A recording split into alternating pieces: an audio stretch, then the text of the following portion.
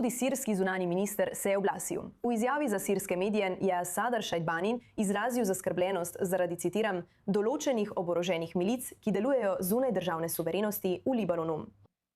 Za več informacij o tem se obrnimo na teren. Naša dopisnica i24 News English, Joe Brown, se v živo javlja iz severnega Izraela, blizu meje z Libanonom in Sirijo. Zdaj, Joe, Hezbollah že dolgo deluje, tako v Libanonu kot v Siriji, vendar zdaj pod novim sirskim vodstvom poskušajo obravnavati iransko zavezniško milico. Kaj te izjave dejansko pomenijo na terenu? No, Hezbollah je bil trn v peti sirski vladi, odkar so prevzeli oblast leta 2024. Imejte v mislih, da so pomagali Asadovi vladi v sirski državljanski vojni. Tja je odšlo približno 10 000 borcev, da bi jim stali ob strani. In še vedno je močna prisotnost v nekaterih delih države. Toda težava je zdaj v tem, da te zavezniške skupine še vedno povzročajo nekaj kaosa čez mejo. Poskušajo pretihotapiti orožje čez mejo, še vedno imajo lokalne zavezniške skupine po vsej regiji. In to je nekaj, čemur Ahmed al-Šara skuša narediti konec. Poskuša združiti vse milice pod eno organizacijo. Sirsko vojsko. A Hezbollah tega ne želi dopustiti. Pravzaprav so sirske varnostne sile prav prejšnji teden uspele razbiti več Hezbollahovih zavezniških skupin po vsej državi, ki so načrtovali atentate na najvišje ministre. Torej, če je Hezbollah v Libanonu šibkejši, bo tudi v Siriji šibkejši. Deluje v obe smeri. Zato je al-Šabaini rekel, da želi zmanjšati vpliv Hezbollaha v Libanonu. V bistvu so zadnje 3 leta pokazala, da si večina Bližnjega vzhoda želi miru. Videli so opustošenje in uničenje, ki ga je to povzročilo. Nočejo, da bi kdo deloval kot velika velesila in prevzel nadzor. Želijo si neko obliko diplomacije po vsej regiji. In to so slabe novice za Hezbollah, ker uspevajo v časih negotovosti in vakuuma oblasti. In oni so ovira za mir med Sirijo in Libanonom. In ne samo to, seveda so oni glavni problem, ki preprečuje izraelski vojski umik iz južnega Libanona, s čimer bi lahko ustvarili potencialno pot do miru med Libanonom in Izraelom. Tako da, če se vse to postavi na svoje mesto, bi lahko obstajala celo dolgoročna pot, kot je namignil al-Šabaini, do normalizacije med Izraelom in Sirijo. A še vedno je treba narediti nekaj korakov. A največji problem tukaj v regiji je Hezbollah. To je nekaj, čemur želi Sirija narediti konec, tako v svoji državi kot v Libanonu, da bi se lahko oblikoval nekakšen nov Bližnji vzhod, kot si želi al-Šara. Joe Brown, hvala za poročilo s terena in za to razlago. Sirija se ponovno približuje Evropi. Evropski svet je obnovil trgovinske vezi z Damaskom in to označil kot jasen politični signal zavezanosti EU k ponovnemu sodelovanju in podpori gospodarskemu okrevanju Sirije. Sporazum je bil delno prekinjen leta 2011 med Asadovim zatiranjem na začetku državljanske vojne. Zdaj, ko predsednik Ahmed al-Šara dela na tem, da bi Sirijo ponovno približal Zahodu, ta poteza pomeni pomemben diplomatski korak. Še en pomemben diplomatski korak je, da Sirija govori o odnosih z Izraelom. Tukaj je kaj enjo danes na to temo povedati sirski zunanji minister. Kar zadeva odnose z Izraelom. Kar zadeva odnose z Izraelom, smo v zadnjem letu in pol deležni groženj iz Izraela in destabilizacije naše države. Potekala so pogajanja o posredovanju ZDA. Še nismo dosegli nobenih rezultatov, vendar upamo, da bomo lahko imeli miren in stabilen odnos z Izraelom. Na izraelski strani in tudi. Zdaj se nam pridružuje dr. Joel Parker, raziskovalni sodelavec na centru Moshe Dayan. Zdaj, dr. Parker, upanja za miren in stabilen odnos z Izraelom. To je precej pozitivna izjava strani sirskega zunanjega ministra. Kaj to nakazuje glede trenutnih namenov Sirije? No, sirska država, sirska prehodna vlada, če jo želite tako imenovati, kot se tudi sami imenujejo, zdaj poskuša utrditi svoj nadzor nad celotnim ozemljem Sirije.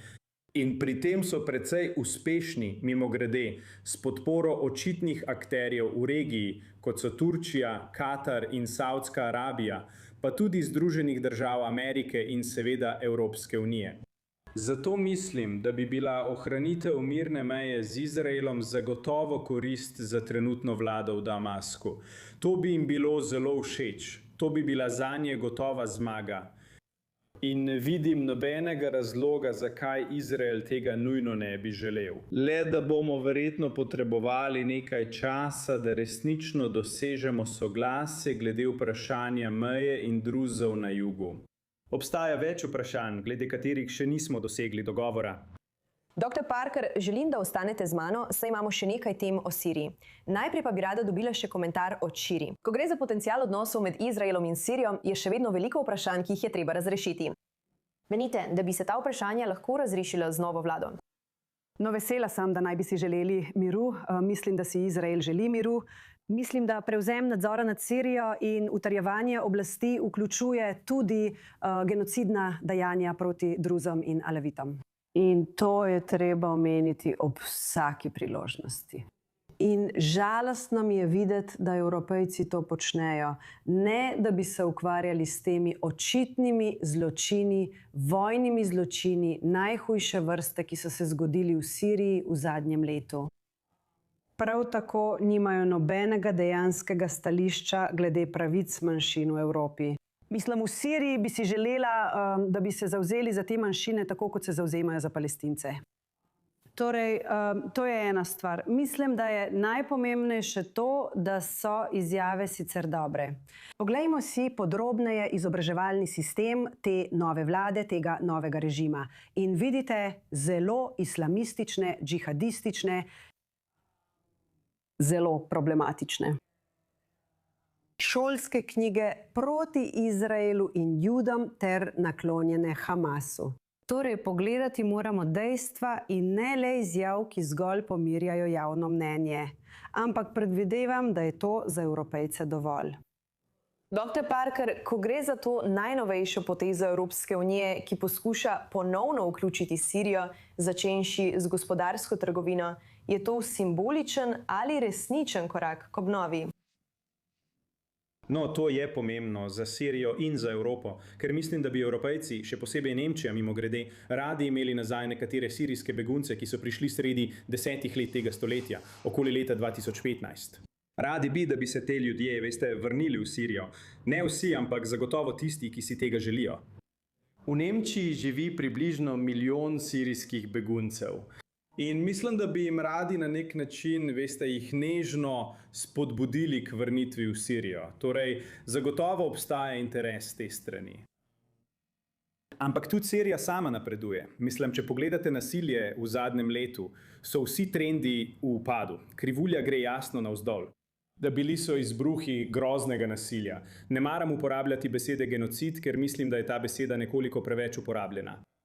Bili so primeri groznega nasilja nad manjšinama Alevitov in Druzov in mislim, da bi to morali omeniti. Ampak mislim, da bi morali tudi omeniti, da nasplošno po vsej Siriji obstaja trend upadanja nasilja. In mislim, da je to tisto, kar želi videti Evropska unija, ker želijo, da se njihovi sirski begunci vrnejo domov na varno, ne bodo jih poslali v vojno območje. In mislim, da je to nekako, to deluje v obe smeri. Evropejci želijo poslati sirske begunce domov na varno, in Sirci bi radi pokazali, da imajo varen dom, kamor se lahko vrnejo. In mislim, da je to zmaga za obe strani. Ali obstajajo kakršnikoli znaki, da si večina sirskih beguncev želi vrniti v Sirijo pod to novo vlado, potem ko so si v zadnjih več kot 10 letih v Evropi ustvarili domove in življenja? To je težko vprašanje, ker obstajajo skupine sirskih beguncev, ki v Evropi niso bili povsem uspešni. In obstajajo skupine sirskih beguncev, ki so izjemno uspeli. Pravzaprav je Sirijec, kurdski Sirijec, mislim, da je trenutno župan nekega mesta v Nemčiji. Torej, mislim, da so dobesedno Sirijci, ki so uspeli in so sledili poti, ki so jim jo Nemci omogočili. Naučili so se nemško, uspeli so. In so tudi tisti, ki jim ni tako uspelo. Problem je v tistih, ki jim ni uspelo, saj tudi oni niso ravno navdušeni, da bi se vrnili v Sirijo z zelo malo denarja in zelo malo možnosti. Tako so nekako ujeti v negotovosti. V redu, dr. Joel Parker. Zelo zanimivo, kaj lahko pričakujemo v prihodnosti za Sirijo. Hvala, da ste se nam danes pridružili na i24 News English. Hvala. Nazaj tukaj v studiu smo še vedno z varnostnim analitikom Jonathanom Rejevom. Zdaj, ko gre za to, da nova sirska vlada poskuša ostro ukrepati proti Hezbolahu, ima IDF teh 5 položajev ob sirski meji. Ali je potem trenutno v najboljšem interesu Sirije, da dovoli IDF-u, da zadrži te položaje, še posebej na meji med Sirijo in Libanonom, če res ukrepa proti Hezbolahu? Morda bi bilo, vendar javno Sirija tega ne more povedati. Sirija ne more kar reči, da želimo izraelske sile na našem ozemlju. Tudi če bi bilo tako, je to nekaj, česar Sirija ne more povedati. Res je, da tako sirska vlada kot Izrael oba vidita Hezbolah kot sovražnika.